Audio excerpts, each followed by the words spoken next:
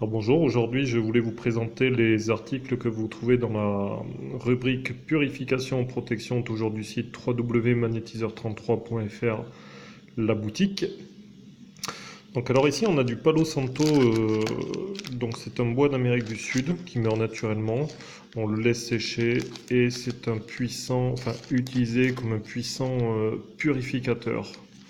Donc ça se consume doucement, on l'allume, on souffle dessus jusqu'à temps d'obtenir une combustion lente, plus en état, j'ai envie de dire, de braise, quoi.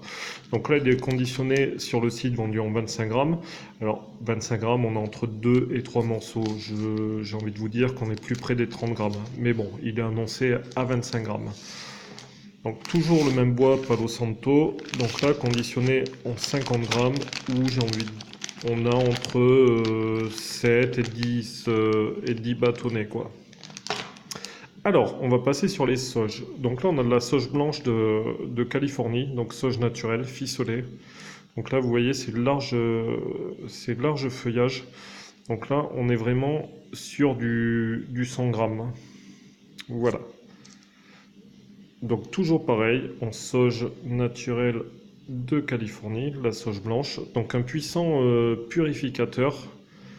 Voilà, alors purificateur dans tous les sens du terme. Au niveau ésotérique, donc beaucoup de médiums l'utilisent après pour nettoyer, mais aussi au niveau de l'habitat, lorsqu'il y a un virus ou choses comme ça. La sauge, depuis des années et des années, est utilisée dans le but de nettoyage aussi. Alors, vous avez de la sauge blanche, donc la couleur rouge, c'est parce qu'elle est couplée au sang de dragon, en anglais Dragon Blood. Donc le sang de dragon, tout simplement, c'est de la résine d'un arbre qu'on appelle dragonnier. Donc un excellent moyen aussi de protéger en ésotérisme, de repousser les énergies négatives. Donc le sang de dragon, j'ai envie de dire, c'est un puissant protecteur, mais seul, il n'a pas vraiment d'intérêt, que ce soit en bâton, en bâtonnet, en cône, peu importe. Il va avoir le rôle de purificateur, mais surtout d'amplificateur. Donc là, ici, du sang de dragon mélangé à la sauge blanche, j'ai envie de dire, on a le mix top, entre guillemets. Alors, moi, j'utilise ça actuellement dans mon foyer. J'ai envie de dire un petit bâtonnet comme ça. Euh, Ça fait un petit mois que je l'ai en l'utilisant toutes les semaines. Ça se consume vraiment très très lentement. Donc ensuite, vous voyez, on n'a pas le même aspect de sauge.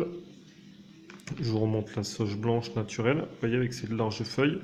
Là, on a de la sauge bleue Blue Shatsa. Donc, même rôle que la blanche, aucune différence. L'odeur est légèrement différente.